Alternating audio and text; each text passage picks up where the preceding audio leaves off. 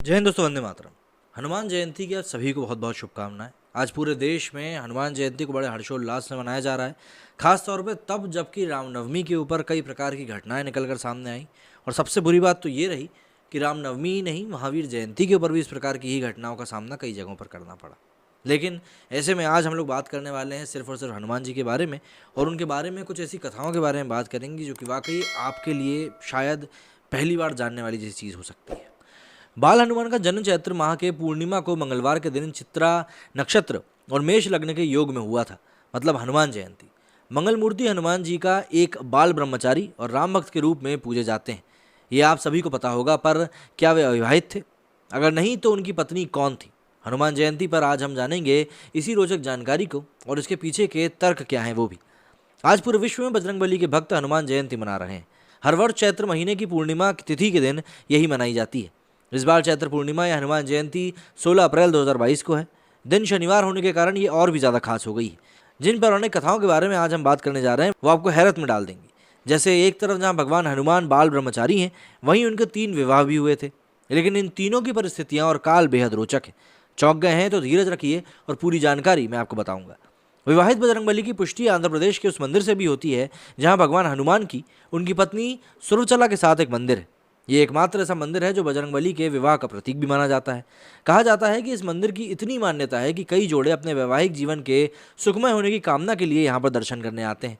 चलिए तो आज मैं आपको बताता हूँ कि बाल ब्रह्मचारी रहे हनुमान भगवान के 3 विवाह के बारे में, वो क्यों हुए और कैसे हुए। पौराणिक ग्रंथों में कई जगहों पर उनके विवाह का वर्णन भी किया गया है। सबसे पहले बात कर लेते हैं सूर्यपुत्री सुरवचला से विवाह के बारे में। पहली पौराणिक कथा के अनुसार पराशर संहिता में भगवान सूर्य की पुत्री सुरवचला और हनुमान जी का विवाह का प्रसंग है। रुद्रावतार भगवान हनुमान ने सूर्य देवता को अपना गुरु बनाया था और उन्होंने सूर्यदेव से 9 विद्याओं में पारंगत होने का निश्चय किया था। सूर्यदेव चाहते थे कि वो हनुमान को 9 विद्याओं का ज्ञान दें। इनमें से 5 विद्याएं तो हनुमान जी ने सीख ली, बाकी बची 4, तो इन 4 विद्याओं के लिए उनका विवाहित होना अनिवार्य था। ऐसी कंडीशन को देखते हुए सूर्यदेव ने अपनी पुत्री का विवाह हनुमान जी के साथ संपन्न करा दिया। लेकिन विवाह के बाद सुरचला सदा के लिए तपस्या में लीन हो गई। इसके साथ ही हनुमान जी भी अपनी बाकी की 4 विद्याओं के ज्ञान को प्राप्त करने में लग गए। इस प्रकार विवाहित होने के बाद भी भगवान हनुमान का ब्रह्मचर्य का व्रत नहीं टूटा।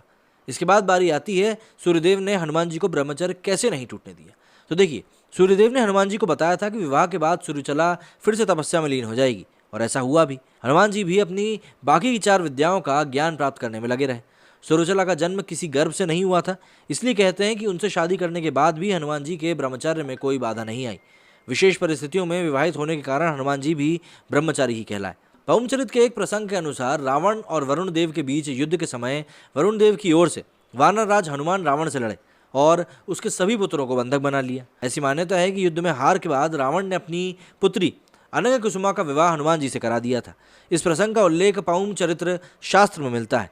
इस प्रसंग में सीता हरण के संदर्भ में घटना का जिक्र है। अनंग कुसुमा के मूर्छित हो जाने के बाद हुआ कुछ यूं कि जब खरदूषण का समाचार लेकर राक्षस दूत रावण की सभा में पहुंचे तो अंततः पूरी जगह पर शोक छा गया। अनंग कुसुमा मूर्छित हो गई।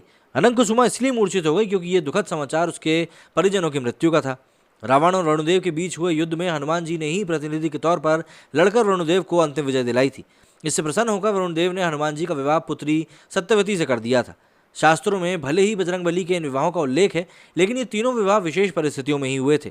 वहीं ये भी कहा जाता है कि भगवान हनुमान ने कभी भी अपनी पत्नियों के साथ वैवाहिक संबंध का निर्वाह नहीं किया, अतः वह आजीवन ब्रह्मचारी ही रहे। तेलंगाना के खम्मम जिले में भगवान हनुमान का एक खास मंदिर है।